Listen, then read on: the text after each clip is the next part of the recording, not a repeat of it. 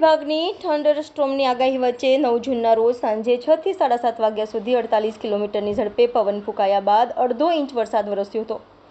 1.5 કલાક દરમિયાન અકોટા ગામ ખાતે મેદાનમાં બેઠેલા 56 વર્ષીય શંકરભાઈ મારવાડી પર વીજળી પડતા તેમનું મોત નીપજ્યું હતું, જ્યારે ઝડપી પવનોના કારણે માંજલપુર અને આજવા રોડ ખાતે 2 ઝાડ પડ્યા હતા। ઉલ્લેખનીય છે કે રવિવારના રોજ દિવસ દરમિયાન ગરમીનો પારો 41.8 ડિગ્રી નોંધાયો હતો, જ્યારે સાંજે વાતાવરણમાં પલટો આવતા તાપમાન ઘટીને 23 ડિગ્રી જેટલું નોંધાયું હતું।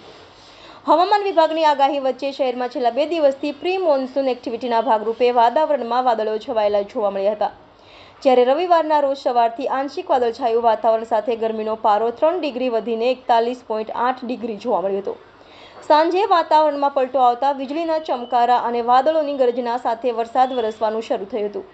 આ દરમિયાન અકોટા ગામમાં પોતાના ઘરની પાછળના મેદાનમાં બેઠેલા 56 વર્ષીય શંકરભાઈ મારવાડી પર વીજળી પડતા તેમના પરિવારજનોએ એસએસજીમાં તેમને લઈ જતા સ્થાનિક ડોક્ટરોએ તેમને મૃત જાહેર કર્યા હતા।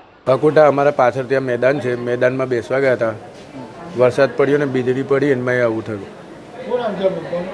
શંકરભાઈ સોમાભાઈ મારવાડી એસએસજીમાં લાયા છે, પોસ્ટમોર્ટમ કરવાનું છે। જયેશ શંકરભાઈ આ મારા કાકા છે અને પાછળ વાડીમાં ગયા હતા અને એ ત્યાંથી રિટર્ન થતા હતા અને એમની જોડે એક લેડીઝ પણ હતા બીજા।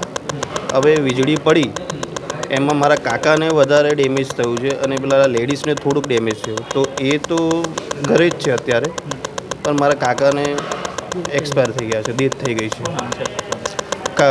મારવાડી શંકરભાઈ મારવાડી શંકરભાઈ સોમાભાઈ આ અકોટાની પાછળ છે, અકોટા ગામની પાછળ રેલવે પાસે વાડી આવેલી છે। મારું નામ છે ખારવા હસમુખભાઈ।